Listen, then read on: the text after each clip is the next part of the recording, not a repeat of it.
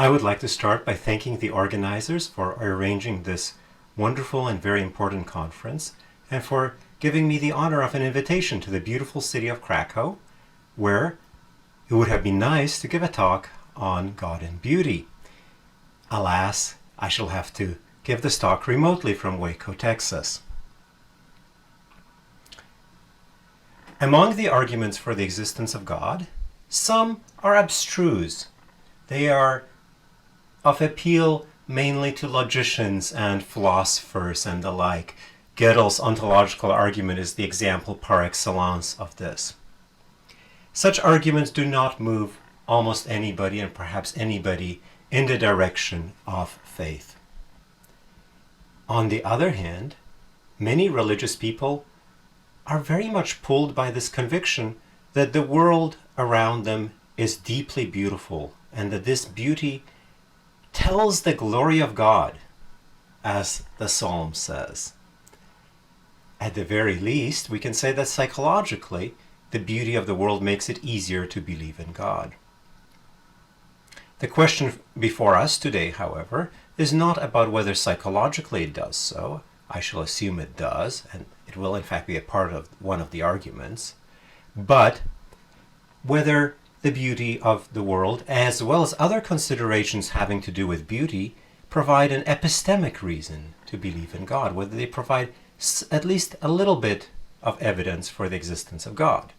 How much will be a good question to ask during the discussion.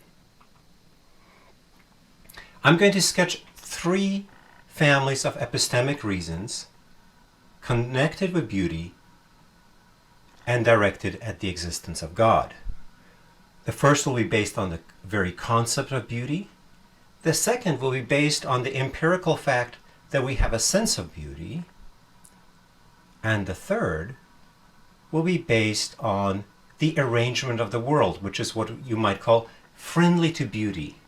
It has lots of beauty in it, but not only that, it makes that beauty accessible to the intelligent beings in that world, at least the ones we know, namely ourselves.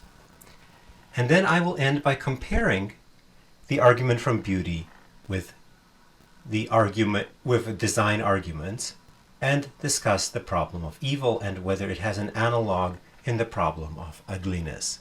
And I shall argue that the problem of ugliness is much less problematic than the problem of evil is. So let's start with an observation about beauty. Beauty is extremely diverse. So Plato says in the Symposium that one progresses, ideally, from one body to two in appreciating beauty, and from two to every lovely body, from bodily beauty to beauty of institutions, from institutions to learning, and from learning in general to the special lore that pertains to nothing but the beautiful itself. We do indeed pursue beauty wherever we can find it, and we pursue it as if it was something that mattered to us, as indeed it does. The diversity of beauty is bewildering. Here is a beautiful person, a beautiful human being. But is the face beautiful? Maybe, but in a very different way from that in which, presumably, Helen of Troy was beautiful. Here's a different beauty. Also, this is a purely physical kind of beauty. Another one. And one that is brought forward by an artist. Here's something very different, but also beautiful. Jackson Pollock's work. Here is something much more humdrum, but still has a kind of beauty to it, the beauty of fine industrial design, which highlights how important beauty is to us, how much we want to be surrounded by beautiful things, even in everyday activities. There's mathematical beauty, sometimes of a sort that's not that different from the beauty we find in the universe around us, the beauty of leaves that are symmetrical, or nebulae that are colorful. But sometimes we have abstract forms of beauty that we cannot express very well in pictures, where the true beauty is much more abstract.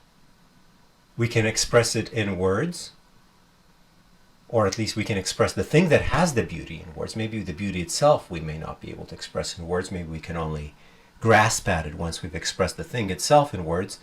But those words are also words of a highly technical language, the language of mathematics, for example.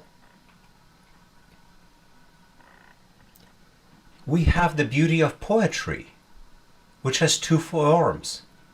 There's the beauty of poetry as the sounds, the play of sounds, the beautiful sounds, which cannot be translated from language to language, which we have in the top of this picture. Or we have the beauty of the meanings of those sounds, the interplay of meanings that we have at the bottom, preserved in translation. We have the beauty of mathematical proofs, which is very different from the beauty of mathematical objects, like the Lie group G2, for example, or like the fractal that I showed earlier. The arguments themselves can be beautiful. We have a twofold beauty in the laws of nature. One kind of beauty found in them is that the laws, considered as abstract statements, have a kind of elegance and compellingness and beauty to them. But second, they are true. And the fact that the world exemplifies those elegant statements makes the world more beautiful. We have the beauty of mathematical facts. There's something particularly beautiful about the fact that there are only 5 Platonic solids. You'd kind of think maybe there's like none, or 1, or infinity. But no, there are 5. Mysterious, but provable. So we have beauty coming to us in a manifold nature. We can divide it up into 3 categories. The concrete, where we have natural laws considered as true, not just considered as abstractions. Natural functioning, natural objects, and natural landscapes and other scapes. Communities, institutions, customs, laws that we have created for ourselves to govern ourselves by. Arts, connected to senses, visual, auditory, olfactory, tactile, and gustatory, and with the 2 kinds of aspects that we saw in Mickiewicz. There's the sensory aspect, how it sounds or feels, and then there's the meaning behind it. We have actions, performances, even whole lives. After all, what is beautiful about Mother Teresa most is her life and thoughts. And of course, at sort of the summit of the concrete, if he exists, is God. But then we have abstract things that are beautiful. Theorems, proofs, mathematical objects, theories and arguments in mathematics and elsewhere, plots, settings, and characters. Here I'm thinking of literature, film, and so on. Platonic objects, like the Lie group G2, if there are Platonic objects. And then we have combinations. We have expressions or echoes of one kind of beauty and another kind of beauty. For example, of a natural, concrete beauty in an artistic creation. We have conjoinings of instances of the same and of different kinds of beauty. We have the meal prepared by the wonderful chef, where each item in the meal is beautiful and combines gustatory, olfactory, and visual and tactile beauty. And then the different parts of the meal themselves combine into a whole meal. So we have got this vast array of beauty. And I went on and on and on just to emphasize how vast it is. And we now have the deep question. What do all of these things, which seem so very different in kind, maybe even crossing ontological categories, what do they have in common? That is the question of the concept of beauty. We have two kinds of answers we could try to give. One kind of answer involves the character of the beautiful thing itself. And the three main suggestions that have been made are, it's a brute feature. It just happens to be beautiful. There's nothing more to be said. It cannot be analyzed. It's just some things are beautiful and some things are not. That's all there is to it. Or perhaps it has to do with proportion. Plato may have thought this. There's like a mathematical characterization we can give of the beautiful.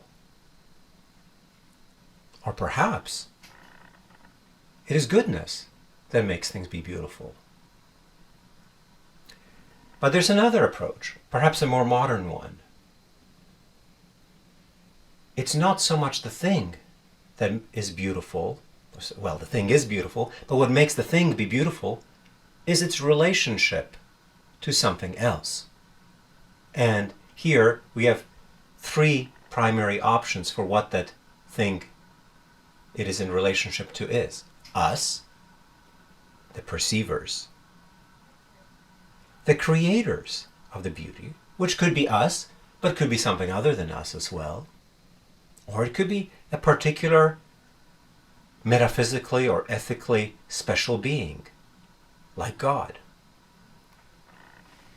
The last of these 6 kinds of answers explicitly invokes God. I'm going to argue that some of these answers are not very compelling, and that the best versions of all of the ones that are pretty good lead in some way to God. So let's go through them. Brute feature theories. That's one of the ones I don't like. And I don't like it because it's giving up. It's a surrendering. Brute feature theories should always be our last resort, philosophically speaking. We should try to give explanations. Maybe we will fail, but last resort. Proportion theories. They just fail. Think back on the pictures I showed. There isn't mathematical proportion in a number of these. Think of the beautiful arguments or the beautiful lives. You can kind of stretch maybe the concept of proportion to get some of those, but it is a stretch, and it's a stretch that will not actually let you distinguish the beautiful from the ugly. The best hope for a proportion theory is classical art, and even there, it fails to correctly predict which pieces of classical art are beautiful and which are merely technically adept.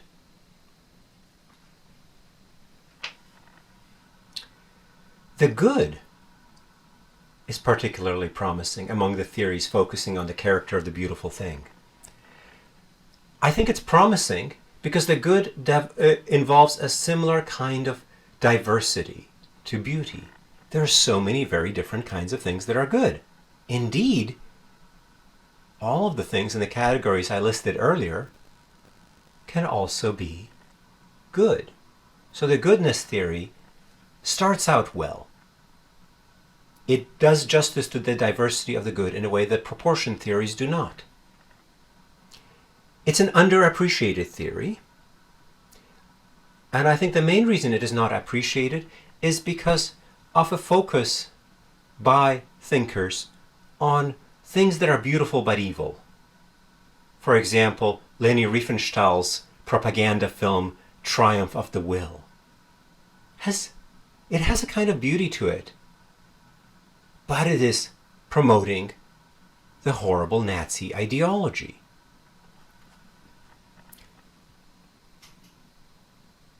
I think the goodness theorist may have some ways out of this. First of all, the goodness theorist can point out that often in a beautiful work that is serving something evil, there's a good respect in it. For example, in Riefenstahl's Triumph of the Will, there is the goodness of the camaraderie between workers. A camaraderie that the Nazis and the communists then distort. But nonetheless, the camaraderie in itself is a good thing and is shown as good, albeit in a distorting context. Secondly, and more radically, one could simply say, nah, that thing that you said was beautiful but wasn't good, it's not beautiful. It looks beautiful, but it isn't. It's just an illusion. It's an illusion, it looks beautiful, it looks good, but even though it looks good and looks beautiful, it isn't. It's deceitful. It's mere propaganda. It appears to be beautiful, but isn't. So I think that there is an answer for the theorist who says that the good is the beautiful to the problem of evil works. But, and it's a solution that I myself will want to adopt. I will want to adopt both of these kinds of solutions for my preferred theory. But I think there is another problem with simply identifying the good and the beautiful. The beautiful pulls on us. It pulls on us, on our hearts, in a kind of more visceral, more mysterious way than the good does. And it points beyond itself, more directly, more fully than the good, or maybe I should say, more obviously than the good does. So there's something not quite there in the good theory. Only if the good is seen as somehow pointing beyond itself, pointing to something deeper, like maybe God, is the good theory of the beautiful very plausible. What about the theories that relate the beautiful to the subject and make it be beautiful because it is perceived in a certain kind of way, for example? So we have subjectivist theories. The beautiful is what we perceive as beautiful, or we are attracted by. Now, the attraction theory is implausible. Morbid curiosity can attract us to the ugly, qua ugly. The perception theory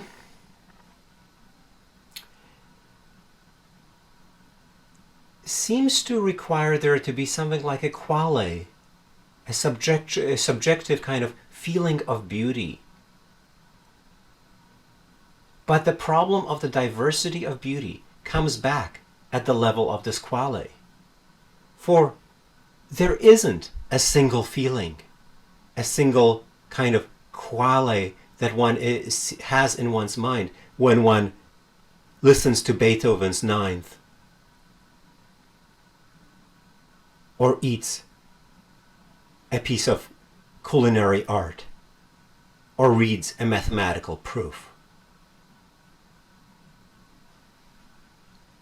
So given the diversity of the beautiful, the idea that there's some kind of perceptual element in common between all of them seems to me implausible. The attraction theory didn't have this problem, because we can be attracted to a variety of different things.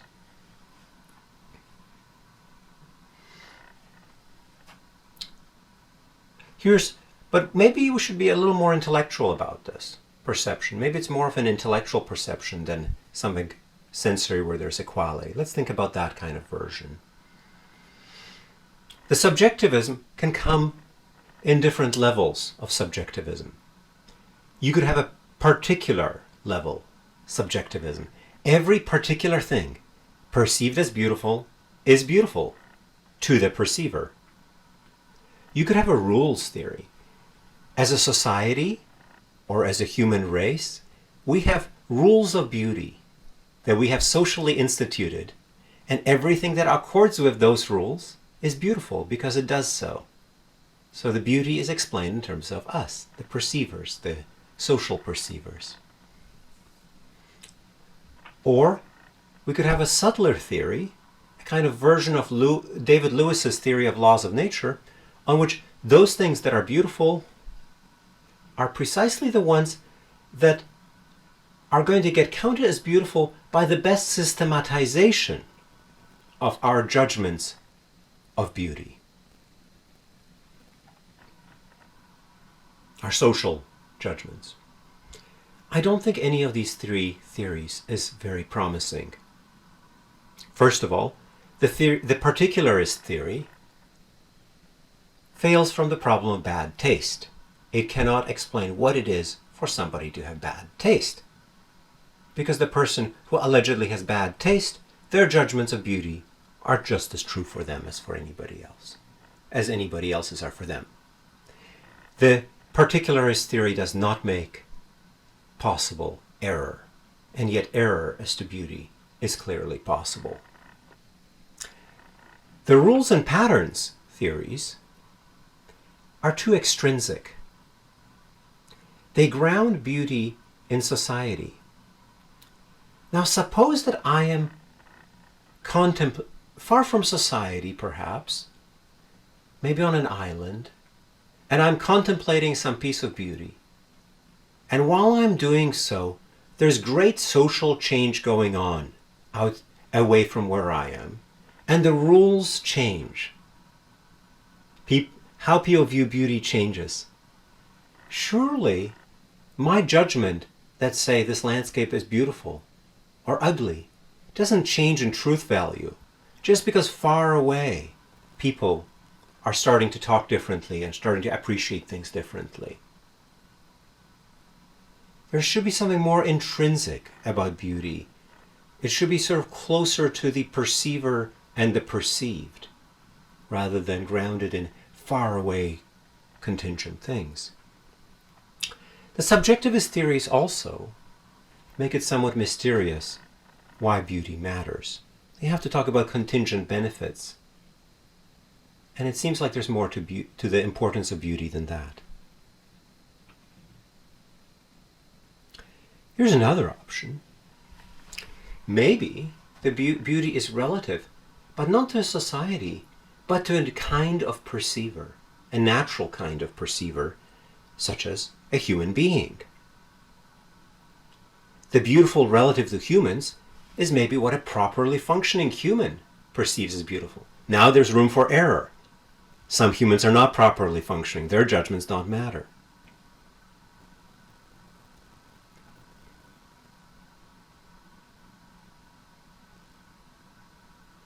There are some problems with this, too. Given the great diversity of kinds of beauty, it would mean that the human nature somehow has to have this vast set of norms embedded in it as to what to judge as beautiful. And if these norms are merely random, then why should beauty matter to us like it does? Theism here can help. If you have this theory about, say, that our nature is an image of God, and that God, from amongst the infinitude of possible natures, chooses which one to instantiate, and does so wisely, and in part so that their perceptions of beauty might have a certain kind of coherence and diversity, then we can have a kind of answer to the question of why beauty still matters. Second problem, it seems that very plausible that just as there's beauty that some people, like me, cannot appreciate because they are tone deaf, musical beauty, there should be beauty that no humans can appreciate at all. There is a solution here. Maybe you could say the beautiful, there's such a thing as the beautiful simplicator, and it is what is beautiful relative to some kind or other. And so for every kind of beauty, there's a kind of being, a possible kind of being that would appreciate it. One problem is this may let too much in. Now it seems like, couldn't you imagine a kind of being that appreciates pretty much anything? And so now it seems everything is beautiful simplicator. And then by parallel, ugly simplicator, because it could be disappreciated by some possible being. Again, if God exists, we might have a solution to this problem, because we might say natural kinds necessarily are images of God.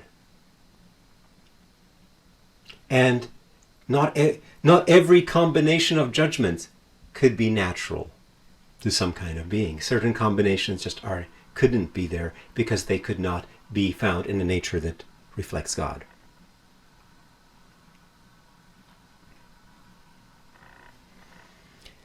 We might try to say that what makes something beautiful is a certain connection to its creator. I think the most serious problem of that is that a creator is beautiful in creating. And this leads to an endless regress. You might say it leads to God, but it will push past God. It'll ask, where's God's beauty come from? Or what makes God beautiful? It has to be that God has created by something else, and beauty comes from the creator of the beauty. That leads to vicious regress. So I want to consider the sixth of the theories. It's a very strange kind of theory. The idea is this. God, take this word divine. God is divine fundamentally. But everything that participates in God is divine derivatively. It doesn't mean it is God, but it is derivatively divine. When we perceive something as beautiful on this theory, we are perceptually representing it as divine. The beautiful is the divine. This explains the attraction of beauty without making it be non-rational or merely contingently beneficial. For we are drawn to the divine if there is a divine. It explains the mystery of beauty and the way beauty points beyond itself, or at least the way created beauty, the beauty all around us, points beyond itself. What kind of theory of God does this require? That's a question for further investigation. Prima facie, it seems to work with classical theism, which I think is the correct theory, but it also may work with panentheism and at least some varieties of pantheism. In all these cases, we could talk of the beautiful as the derivatively divine or fundamentally divine. This coheres very well with the well-known cross-cultural link between religion and beauty, the focus on beauty in all the religions that we know of. Let's look at some objections. Problem 1. Atheists appreciate beauty. But if beauty is supposed to be if perceiving beauty is perceiving divinity, then that means atheists are perceiving divinity, and that seems false.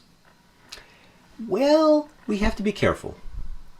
Perceptual representation is not conceptualization.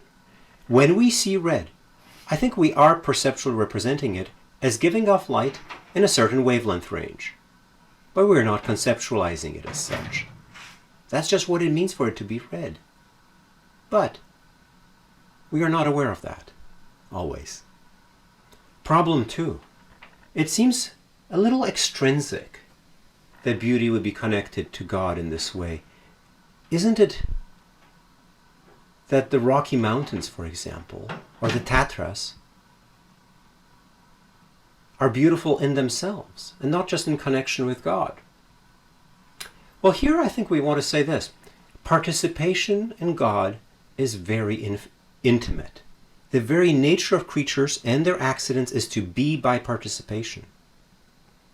If an instance of green or of beauty did not participate in God, its very being would be radically different.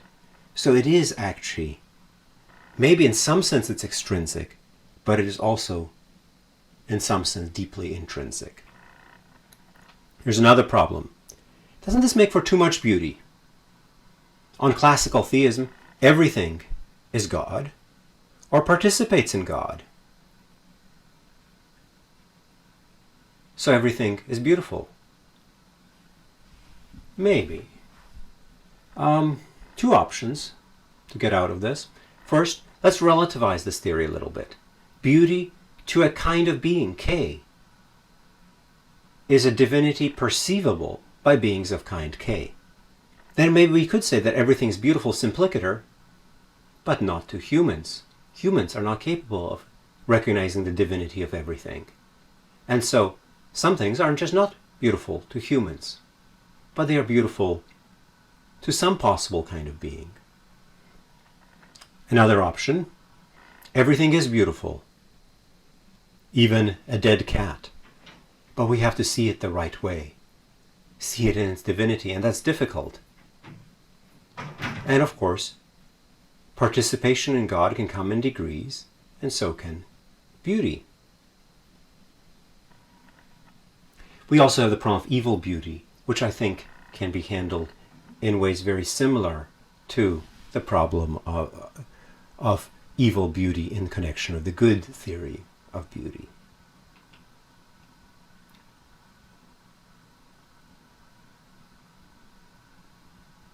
So I think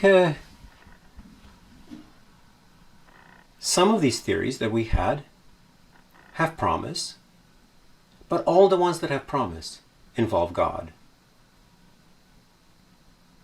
at least as a way of responding to some objections.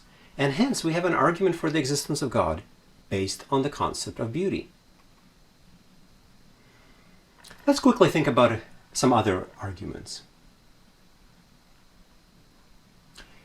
Here's something indisputable. We have a sense of beauty. We have the sense whether or not the sense is objective or not. Even if there is no such thing objectively as beauty, we still have a sense of beauty. And it's still a puzzle why we have it. We need an explanation. For moral and epistemic norms, we can give some kind of good evolutionary story as to the benefits of thinking clearly and acting in ways that benefit society. And so we can give an evolutionary explanation of how we got the sense of the morally right or the epistemically proper. In the case of beauty, we can speculate. Mate selection. The beauty of fruit, which are also good for us. Expensive mating displays and the like. But yet, so much of the beautiful seems useless, or at least was useless to us at the stage at which evolution was particularly busy with us. Take the beauty of highly abstract mathematical objects, which we knew nothing about when human beings were evolving from other species. Moreover, so many forms of beauty are tied to the harmful. Think of tigers or the beauty of mountains from which you can fall.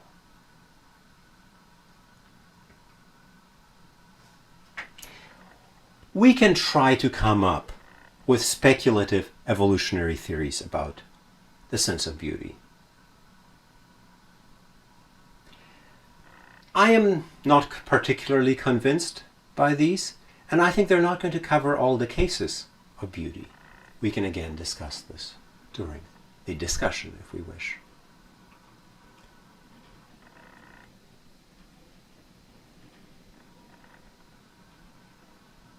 What about God? Can we give a God-based explanation to a sense of beauty?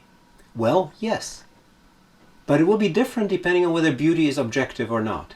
If beauty is objective, then God has a reason to give us a sense of beauty so that we might recognize this objectively important and good thing. But if beauty is subjective, God still might have a reason to give us a sense of beauty. For it might be that the sense of beauty leads us to activities that are valuable. So theists can actually accept a number of the evolutionary kinds of stories you might give about social cohesion, mate selection, healthy food, relaxation, etc. And they can add a further story about the religious pull of art, which pulls us to recognizing divinity. So even if evolution can give a partial explanation, evolution plus theism can give a better one. You might worry a little bit. What if beauty seduces us away from the good? Maybe that's a reason for God not to give us a sense of beauty. I think it's outweighed, but it's worth thinking about. And the third argument. The third argument is the most straightforward one. It is the one that actually most people who are drawn by beauty to God make, implicitly or explicitly. It's, why is there so much beauty around us? Vast beauties like galaxies, tiny ones like atomic structures, structural ones like laws of physics, abstract ones in mathematics. But also there's another aspect that is a little bit less thought about. Why are there any beings capable of appreciating, creating, and uncovering beauty? Here we get back to evolution and fine-tuning. Well, there are many reasons for God to make there be beautiful things and to make us be capable of accessing them and seeing them as beautiful. Beauty points beyond the everyday and draws us to God. It's objectively good, arguably, and so is its appreciation. And even if it's not, it's an innocent pleasure, and innocent pleasures are good, and God wants us to have goods. Perhaps, very importantly, God wants us to do good science, and yet He has made a world where beauty is a guide to truth in science, especially in physics. And artistry is good. So God is an artist. And artists, arguably, make things beautiful. Abstracta, on the other hand, are grounded in God, because God is ultimately beautiful, and abstracta are maybe aspects of His mind. So we would expect beauty in the world of abstracta if God exists. So beauty, I think, is more likely to be found, instantiated, and observed if God exists than if God does not, and hence it provides some evidence for the existence of God.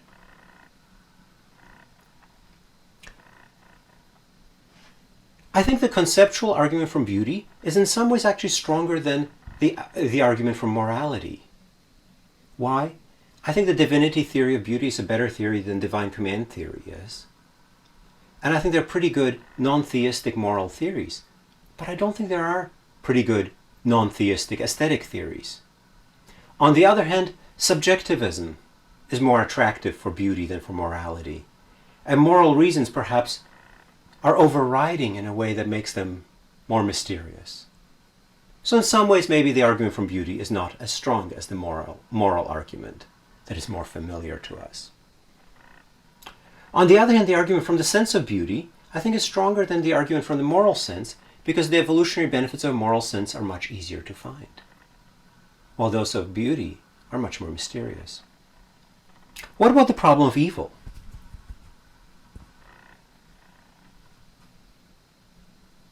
There's an analog to it, and it's the problem of ugliness.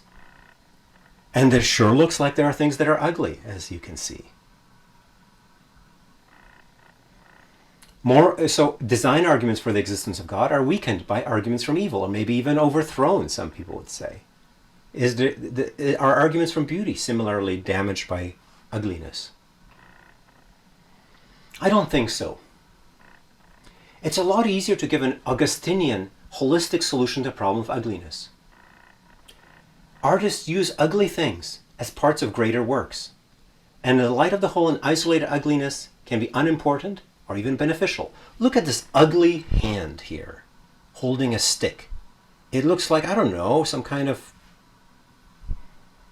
football maybe? I don't know. It's a very strange shape, this hand. It's not much of a hand. But let's zoom out, and zoom out. There's actually a reason why the hand is so poorly formed. The hand is physically in the middle, in the central portion of the painting. If it was well formed and clear, it would draw our attention.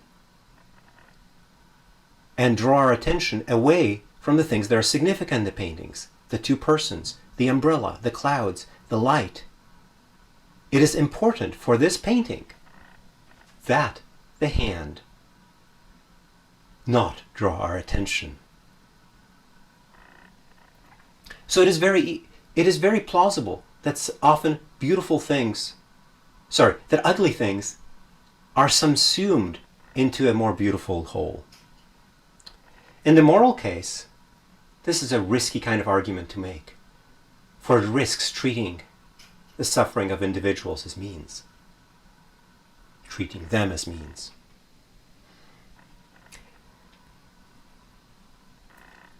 It is risky, I think, to judge an artist untalented on the basis of a part, as the Monet painting showed. In much of the best art, the whole can overcome expectations coming from the part. But we can say this, an artist who has talent in a small part has talent. Look at the talent in this painting. But now let's zoom out. Wait, it's completely transformed. This picturesque town, somewhat grayish, is just background for this amazing dynamic play of colors. The meaning of it has completely changed. We are focused on something else. The miraculous drawing up of fish.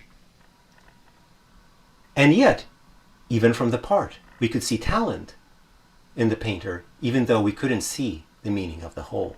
So we can more confidently make positive judgments on the basis of a part of a work of art than on the basis, whereas the negative ones on the basis of merely a part. So there's an asymmetry between ugliness and beauty. Between ugliness and evil. Arguments from ugliness are much weaker than arguments from evil. I think arguments from beauty do provide evidence for the existence of God. In some ways they are stronger than moral arguments, and in other ways weaker.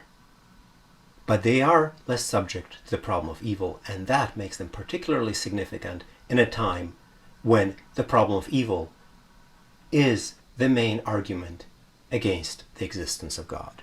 Thank you.